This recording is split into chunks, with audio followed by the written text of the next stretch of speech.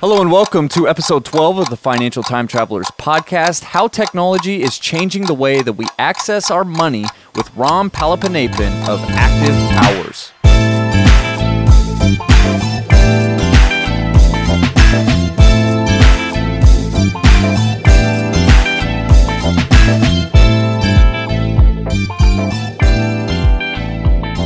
Hello, everybody, and welcome to episode 12 of the Financial Time Travelers podcast. We have a very special podcast for you today. We are not in our normal format with two cameras. We got one front-facing camera. Right. And you know why? Because we have a special segment that's going to be transforming after this, where we had a special interviewee. Who is And this is the beginning of bringing people to you in interviews. So we did a road trip. We went to Palo Alto, California to interview Ram, who is the CEO of Activehours. That's right. And he has a phenomenal story that we want to talk to you about and share with you, and something that we can all learn from. So tell the audience a little bit about Ram. So Ram Palaniappan is a financial tech entrepreneur. Now, he pioneered direct deposit onto prepaid cards as an alternative to check cashing. So what was happening is a lot of people in the world go out and they take their check and they take it and they cash it, and he pioneered how to make sure that you can take your direct deposit from your employer and take that direct to the cash depot and put it on a prepaid card. Now, he took that technology and was able to implement it into a completely different system with Activehours and accomplish some amazing things. So now his technology is integrated into 4,000 companies across the nation.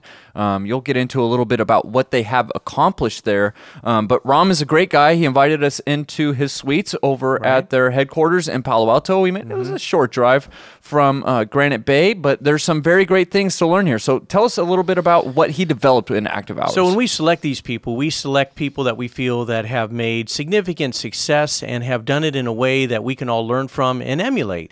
So with Ram, which was really cool, he has a really cool background that you're gonna hear about.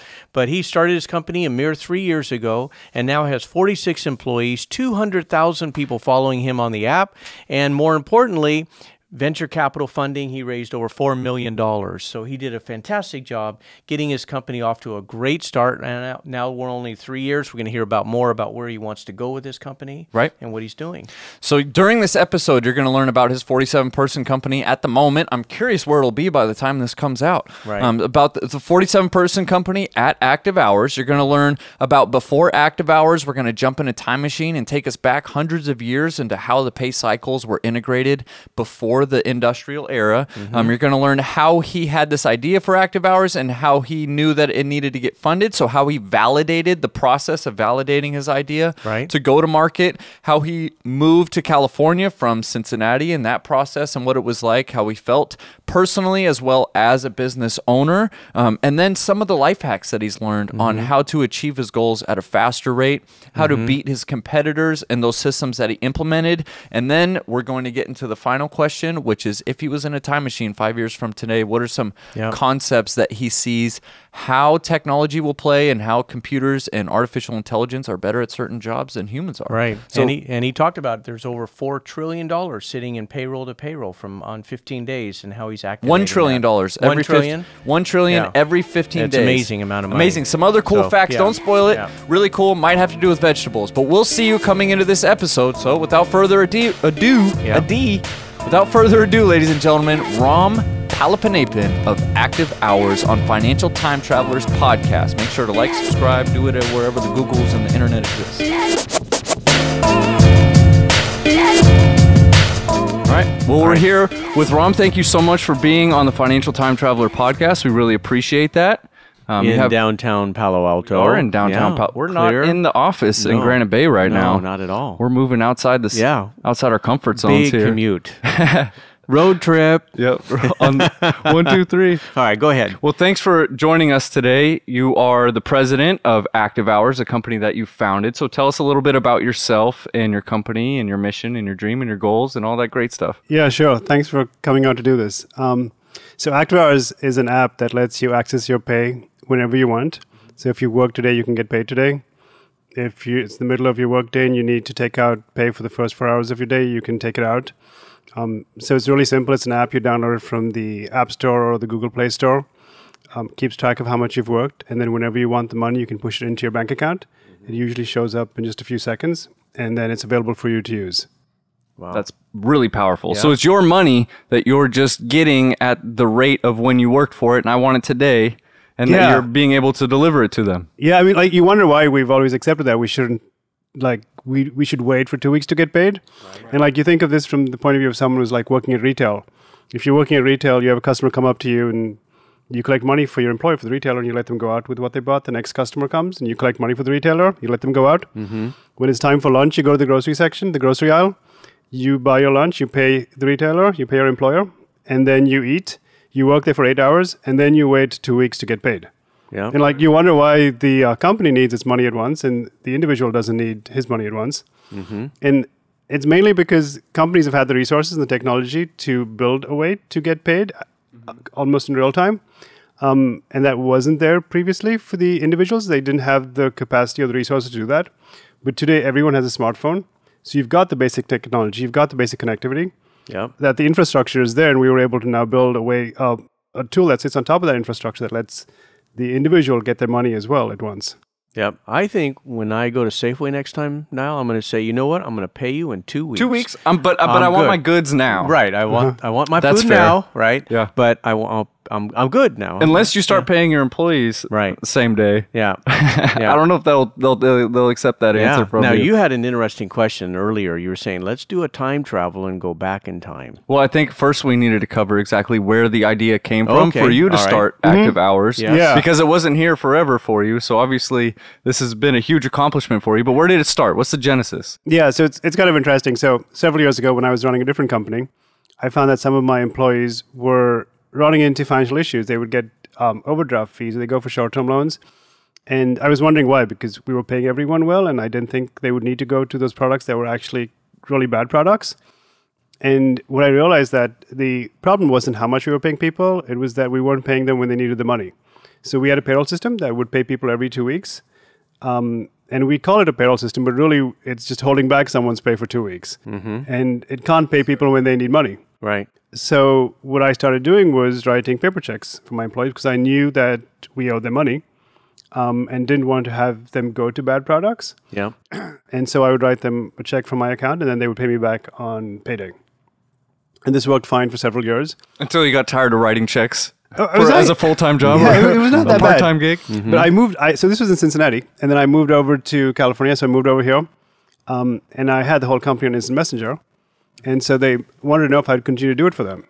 And so it was interesting. Like, I thought I should do it because I knew them.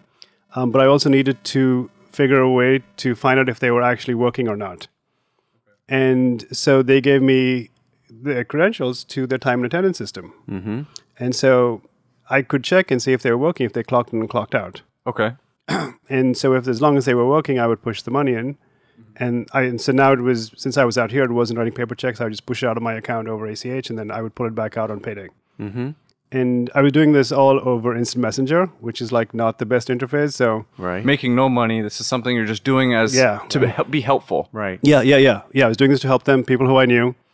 But I found that Instant Messenger was like painful. So if I go out and I come back somewhere, I'll have a really long list of messages trying to figure like, are you still doing this? I need to figure out what I'm going to do tomorrow. I need to know if I'm going to be able to come into work tomorrow. And so I'm thinking like, this shit's not going to work. Mm-hmm. So built a website, and I told them, if you need money, just go and put it on tell me through the website, fill out a form. As long as you fill out the form before 5 Eastern, I'll push the money into your account. And that way I'm like not checking my instant messages and like having to rush back into stuff like that. Once I had the website up, there people who I didn't know showed up at the website and wanted to see if I would do it for them. Okay. And so then it got interesting, and I said, okay, like, I don't mind doing it for you, but I need to know that you're working, and so give me access to your employer's time and attendance system. And so that's kind of how it started. And it's actually really interesting because if you look at it, all of the data that you need to run a payroll system, typically the payroll system gets it from the employer for all of the employees for that company together. But what I was doing kind of organically was getting all of the pieces of information employee by employee from different companies, but getting it the same way. And so now it's far more automated, and we do lots of this like completely automatically. We do it for employees from over 10,000 companies. We basically have one system that runs for employees from all these different companies, but it runs for the employees who've opted in for the service, who've downloaded the app and then set up the account. That's incredible. And I feel like it stems from altruism and starting and just trying to be helpful for people, you're an amazing friend. I mean, you can't get me to come over and move somebody's sofa when they're moving. Right. You built a website to be able to delegate and be able to help people have their money in a faster time. I think that's something that we should definitely acknowledge. Well, we better not let our employees listen to this because we pay twice a year. So, you should tell them to download the app. Download the Activehours app. Now, just so our listeners know, give us some timelines. What years were you in Cincinnati and then out here, and then when did you build the app? Yeah, so I moved from Cincinnati to Palo Alto in 2012. Wow. I was doing this in Just Cincinnati 4 years ago. for maybe 4 years. So this was happening just informally for quite some time. And then I continued doing it out here. And then in 2013, realized that this could actually be much bigger than just something that happens on the side. And so we actually made it into a product and put a company behind it. Right. And now you have 46 employees? Yeah, we have 46 employees. In 2 locations, Cincinnati and here? Yeah. Mm-hmm. Isn't that amazing? Yeah, that's fun. That's great growth. Yeah.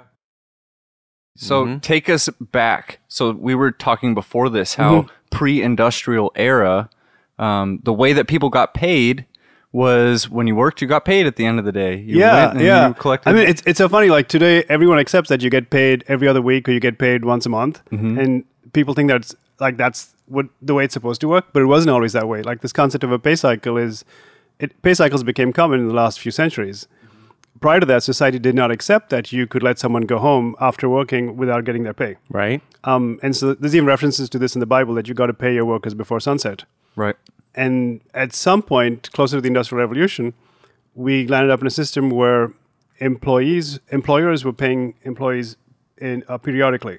And I think that's so much a function of like where the balance of power is. Up to the employee would rather get paid before they work. The employer would rather pay after the work has been done.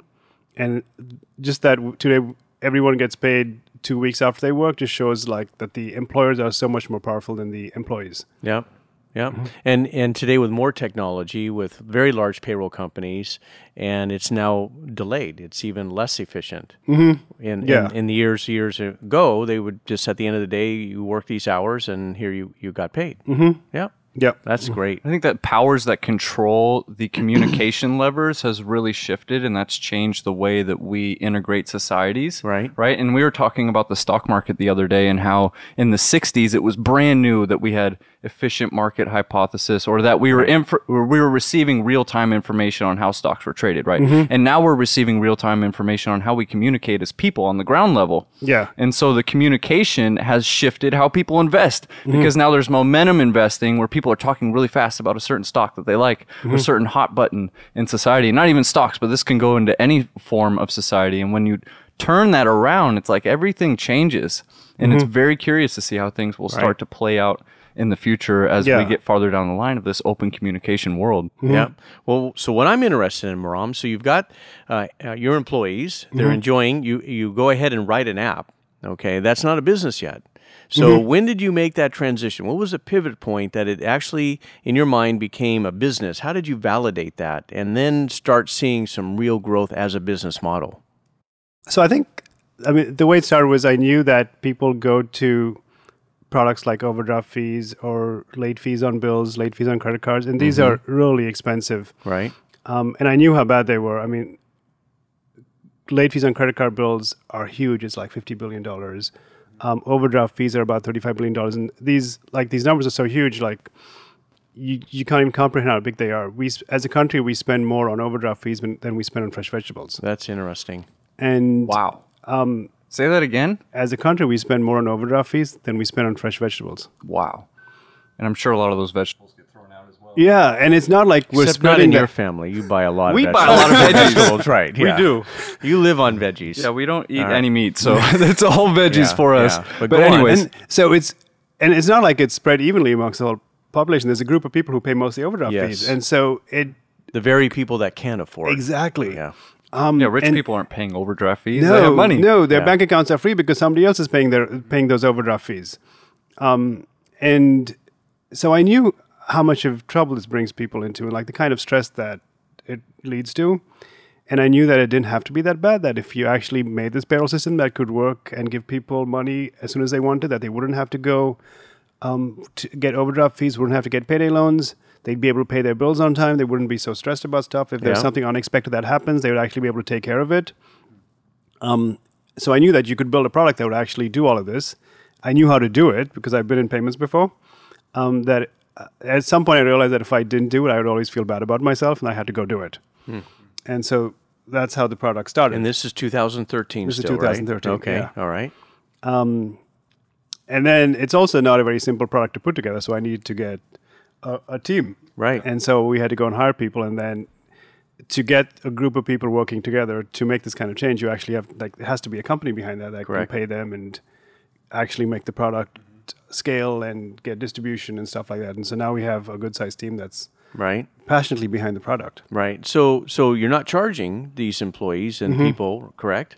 Yeah. So you needed some funding or some investment capital? So we don't charge users. There's no fees, there's no interest, but we let them pay us whatever they think is fair. Okay. So at the core, the product is really supported by the community of users. Okay. We do have some venture capital funding that lets us actually get the employees in and pay for all of our costs before we can see the revenue, because you got to get the product built up before you get revenue. But there's no fees, no interest, but the users pay us whatever they think is fair. Okay. So you're paying them at the close of their day, but you're not getting paid. You're not being able to draw ACH out of their account until they get paid. That's right. So you're carrying now the float that the employer normally was getting. Yes. Right. So you've got to pay that. So that's where the funding came in, is to give you that war chest to be able to pay in advance. And then you were telling me a little bit earlier the mechanics to make sure that your company does get reimbursed. So walk me through that. So an employee has, they tell you that we have this paycheck, we'd like to do it. So, a customer wants to, someone wants to be a customer. You download the app. It's both for the iPhone as well as for Android. You'll set up your account. When you set up your account, you'll give us a way to access your bank account. And so we use that to look at the transactions, so we see when you're being paid and how much you're being paid. And it also lets us then push money into the account.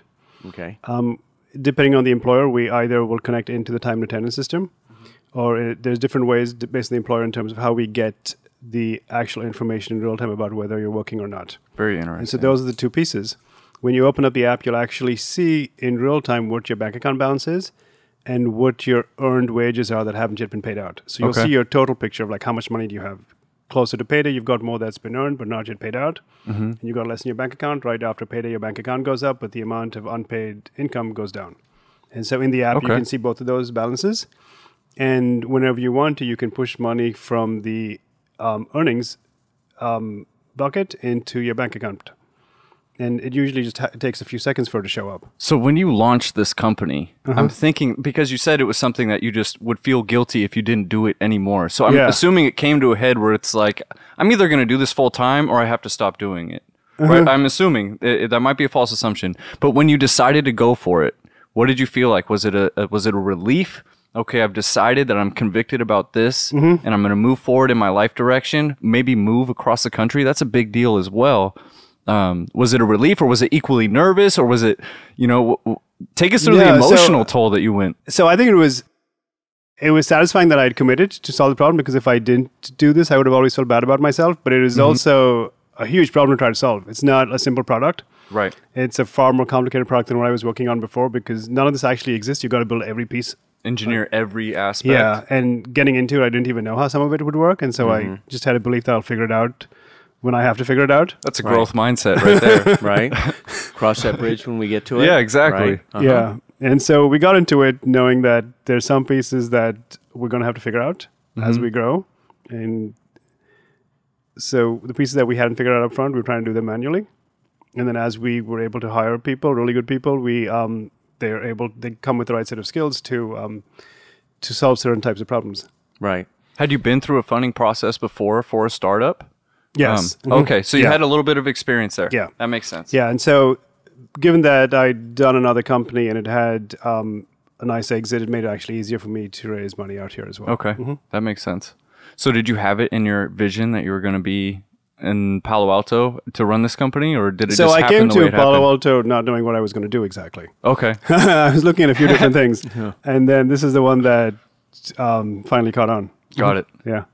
No, it's an amazing story. What are some of the hacks that you use to achieve your goals faster? Obviously, funding is definitely something that can accelerate your growth, as a lot of people have seen. What are some other, besides being able to receive money and being able to hire out and scale, what are some of the hacks that you've used in your own life that have helped you achieve your goals at a fast rate? Is there anything out there in particular? I don't mean to put you on the spot. So I think there's quite a few things that we do in the product where we need to do a series of things and we don't know how to do all of them. And so we'll take the pieces that look the most difficult and we may just say, well, like, for this to work at scale, it has to be automatic. And today we're doing it for employees from over 10,000 companies. And so it's now automatic, but it wasn't always this way. There was a lot of, like, when it started off, it was fully manual, right? I was looking at everything, doing it by hand. And so we took the pieces that were more difficult and we just continued to do that by hand. So it was not efficient. And we put people to do it till we figured out how to do it. But we didn't let that hold back the rest of the product. So we didn't wait to figure out everything. Got it. We knew that there were pieces that we didn't know how they would work. And we said, we'll figure each one of these out one by one and figure out what is the sequence in which we have to deal with these. And then we figured out everything. Or if there was something that was too difficult to figure out, we found a different way to do it. So starting with the core problem at heart and then figuring out how it kind of splinters out to the other issues, little small fires you got to put out and fix. Yeah. But we also, I think, like, as we're going through this, we're seeing so many things that that are helping us build the product, make it even better. So the core product is you get your pay whenever you want. And we're now beginning to make the product, like, the paycheck is now, it's fast. So that's the core thing that we're doing, is we got the pay to be lightning fast. And now we're beginning to make it intelligent. So we released a feature called Balance Shield. And what Balance Shield does is it basically looks after your bank account. So we found that lots of people were getting overdraft fees in spite of having the app. And that was interesting because we knew they worked. So they knew they worked, and you'd expect them to take out their pay to avoid an overdraft fee. But what happens is banks post transactions 24 hours a day. If you write someone a check, you have no clue when it's going to post. Right. And it's tough for someone who's working to be checking their bank account continuously. But it's a great task for a computer. Right. So, calculator. Yeah. So our systems will check our customers' bank accounts periodically. And so this is a feature that our customers opt into. And if they want, they turn it on. If they turn it on, we check their bank balance frequently. When their bank balance falls low, we send them a push notification so they kind of know to pull back on their spending. And if it still continues to fall lower, we just push the wages in automatically. Yeah. Wow. So you save them that fee to happen. Exactly. And move in quickly. Yes. Now, do you find that people And so the paycheck is intelligent now. Like, all you have to do is have the app on your phone, and it's looking out for you. And we've had some really great stories of people who, like, they're running their errands, they're taking an Uber, going from one place to another. They've got a couple of Uber charges, a couple of transactions at stores. Didn't realize that they went over. And they would have got one or two overdraft fees, but because they had the app on with Balance Shield on, Balance Shield kicked in, sent money in, and they didn't even get an overdraft fee. And they didn't know that this was all happening in the background. So I think it's super cool the way these algorithms and computers can now start looking out for people. Right. And is there a fee to the user for that? So everything is the same kind of pricing model. Pay us whatever you think is fair. And so when they go on the app, is there like a tip yes, line where they there's a tip dial, the and company? and you can choose what you want to tip us. What do you find people tip? It depends on what the situation is. So I think it depends on how much they're going to save and what they're trying to save. So if it was a smaller, like a late fee that they were saving, they may pay us less. But if it was like something large, like an overdraft fee or a late fee on a credit card, they would pay us more. We also see that some people use it to budget. And this is really interesting. So the old way to budget was you spend less than what's in your bank account. And that everything is fine on payday because you got a lot of money in your bank account, so you spend quite freely. But if something unusual happens and bank balance goes really low, get close to payday, and then you're short of money. The way we're seeing people start to budget now is they spend less than what they make. And our app is a way to very closely couple your income with your expenses. And this is the way every business manages their money. They try to make sure that their expenses are less than their income, not that their expenses are less than their bank balance. And so it's interesting to see that same behavior that the businesses know are good for them come to the individual. Right. That's interesting. My daughter, we've talked about budgeting, and she carries a little card in her wallet. And she has one of a kind, and it's only raised by an investment advisor. So it's 2 inches by 2 inches. It's very small, micro, and it's shopping and gas and then kids and stuff like. And then there's 5 columns or 7 columns, right? Yeah, and she writes in, $2.40 and all that. So I'm going to let her know about this. There's it's military. Do you work with military? So we don't support military right now. Oh, okay. So he's actually in Turkey right now, her husband. He's a pilot in the Air Force. But yeah, she has this little card, and I was there this weekend, and she pulled it out, and she goes, "Here, Dad, look it, I'm still doing it." Yeah, from high school. Yeah. You know? Who's this FICA guy on my pay stub? Why did he take it all? Fika. She said, "Who's Fika?" Yeah, that's a true story. Her first paycheck, she goes, "Dad, what's a Fika?" And so I had to explain to her because he took $15 out of my paycheck. Very serious. Yeah. Well, I'm thinking about how people get their money. They're able to budget better. Maybe they're starting because I'm aware of some different technologies that are allowing people to set up amortized schedules to pay off their credit card debt. So it's a much smaller hit to them on a daily basis. When we start thinking about these different time slices and what we can achieve now, and start thinking about what we can achieve in the future because of how we're achieving it now, and all about time preferences and time value, something that we've gone over in previous podcasts. But I think I can't wait to see how it plays out in overall society, and how people can start saving more and paying off debt more. We spoke earlier about how in the pre-industrialized era, people were getting paid after their workday. Right. We also mentioned pre-rolling that compound interest was almost outlawed unanimously throughout all these ancient cultures. Because of the devastation that it caused. Exactly. And so when people are accumulating debt, they're getting paid bi-weekly or bi-monthly. Bi-weekly is every other week. Bi-monthly would be the 1st and the 15th for everybody out there. Right. But a lot of these I'm glad people you are... explained that because I never knew that. I know. Yeah. Every time we roll a 401k over, bi-weekly, bi-monthly, we I have to explain this. Biannually, so... Oh, that too, yeah.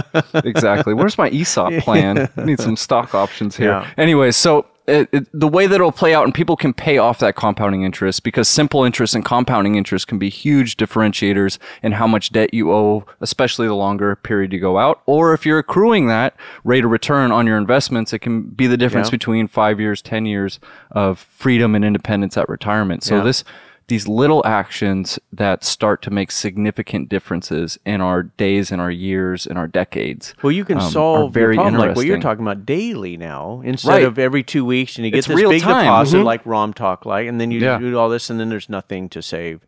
What's interesting is banks offer paying your mortgage twice a month, but it costs $400. Right. You know, it's just, oh, thank you very much for that. Exactly. But the concept of solving your problems on a daily basis instead of trying to navigate through 2 weeks, and then you get the big check, and then you got to try and pull some money aside to pay down a little bit, and then you got to wait 2 more weeks. You can now on a daily basis make adjustments. All right, so put us in a time machine. Without having to sign a NDA. Yeah. Where do you think we want to know where to invest. So. Yeah, exactly. Where do we see Active Hours in 3 years, 5 years, or just the future? Whatever you feel comfortable answering in that time frame. What's the vision for where this is going to go from here? Well, let me ask one question before that. Sorry. Because we talk about planning and the importance of planning. We'll cut that in post. Do you have a 5-year plan, a business plan? Do you have something that you've worked with your board and your investors? This is a real documented, thoughtful document on your planning. Great question. So we do some amount of planning, and we plan out to 3 years. We make projections, but I think we also recognize that the projections in year 2 and 3 are have a high amount of uncertainty to them. Right, because, so it gets sketchier. Yeah, and what we're much more focused on is what can we do in the next quarter, what can we do in the next 6 months. Right. The product is very dynamic. The company is still really young. That there's just so much to do and so many different pathways that the company could go that we have a concept of what could happen, but I think we're also very open to see what all could happen that we may not have planned for. Yeah. So we talk about this, is the importance of writing it down. And so even though Ram has a company that has so many directions, he still has taken the time to write it out.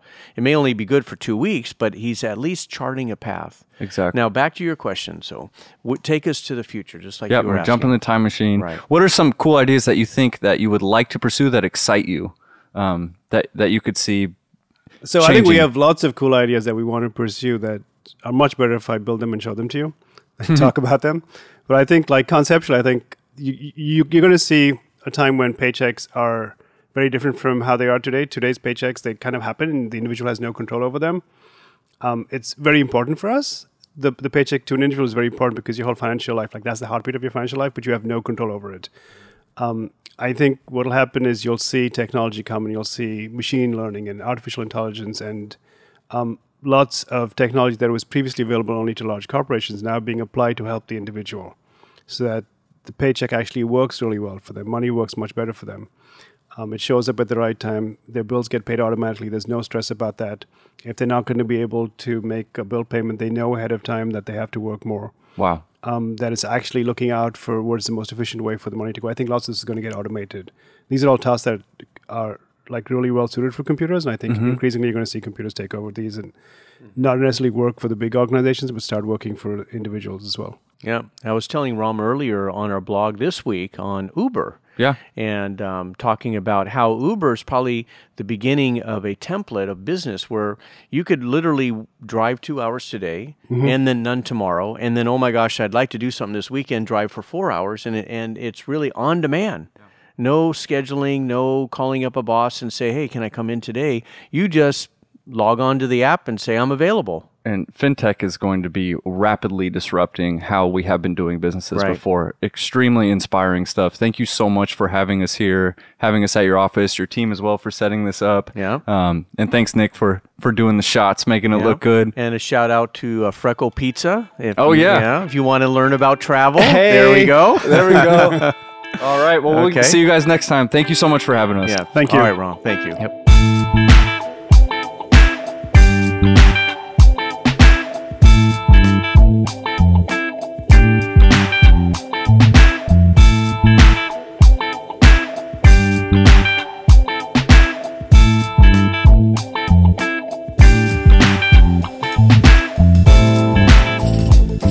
The emotional bias. So with the cognitive, that is where, candidly, your brain takes over. Shut up, Niall. Walk it off. Walk it off. Yes? You don't know it, but your mind is deceiving you when you make decisions in the stock market. Specifically, when you're investing, there are ways that we digest information, and sometimes if you're not aware of what's working in these environments, it might take this information and skew it. Right.